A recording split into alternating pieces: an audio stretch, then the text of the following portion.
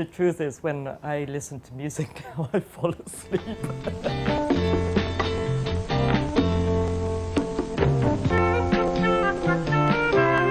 Unless I'm in a sentimental mood, I don't listen to music emotionally, which is the dominant way that people philosophize about musical emotions.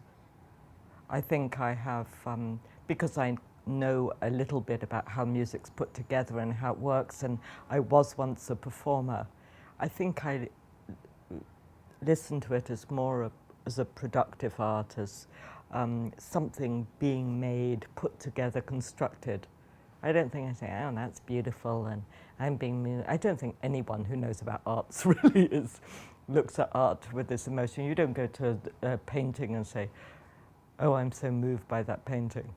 I mean, you want to know how the painting achieves the effect that it does. So you look at the form and the contours and the color and so on. And I think in music we have conventions of how to move people and so on. You just, diminish seventh, or you put it in minor mode. I mean, we have conventions for appropriately emotional music if that's what's required. And music's extremely sophisticated in its ability to do that. And the idea is that you can be taken in even while you're quite aware. It's certainly the concern of aesthetics, a concern especially of the philosophy of music, of what happens when music is played and how people are moved, whether it's cognitive, whether it's emotional, to what extent it's an embodied act. And so I was teaching Merleau-Ponty yesterday and talking about embodied expression. But I realized when I was giving this talk yesterday that embodied expression is really about what artists do when they're making art. And of course, this is the receptive side of aesthetics, where what do you do when you're responding to art that's already been made? What would it mean in aesthetic theory to take the point of view of the producer of the art as opposed to the receiver? Most of the aesthetics and the philosophy of art starts from the point of view of the person listening, criticizing, judging. That's after the fact. I want to look before the fact. What happens when you're in the process of making music, or in the act of painting, or in the act of writing? And what would an aesthetic theory look like from that point of view? I once was invited to give a lecture at Stanford in a conference on music and the concentration camps.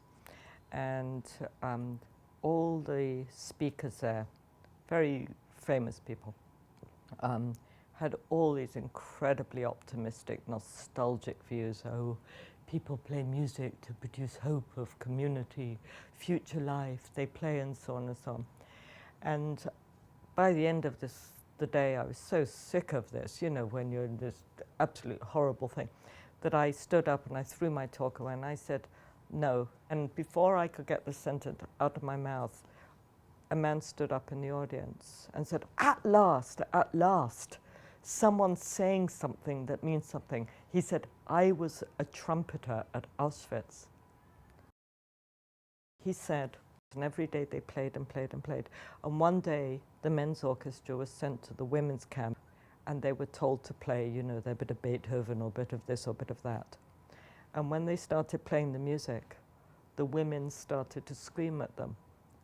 And they said, do you think we want to listen to music? Are you kidding?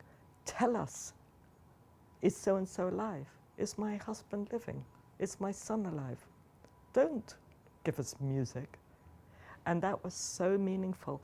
And the conference completely turned. And in a way, suddenly everybody felt very guilty for having thought about music in this redemptive, happy way, and realized that music could be a very frightening tool.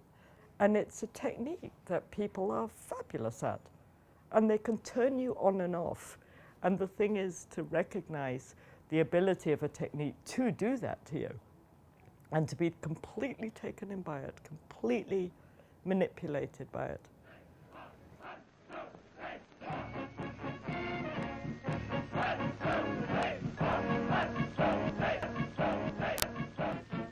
Adorno talks about this, the ideas of marching in time.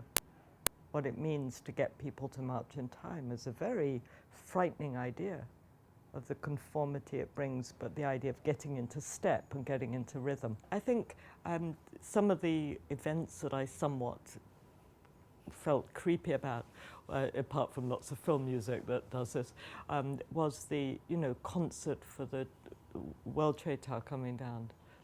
Oh, Beethoven's Ninth yet again, or something like this, to give hope for the future. Let people mourn. Let people deal with the sadness. Let people talk about it. Don't silence them by giving them this sort of hopeful, it's okay, it's going to be better.